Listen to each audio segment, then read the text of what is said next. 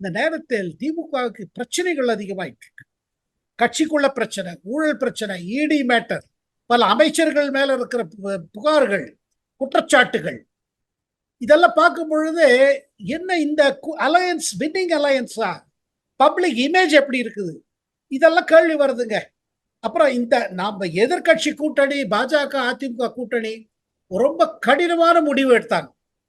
பாஜக தரப்பிலும் சரி, அதிமுக தரப்பிலும் சரி, பல இது இருந்துச்சு. இந்த போனா என்ன ஆகும், போலன்னா என்ன ஆகும்.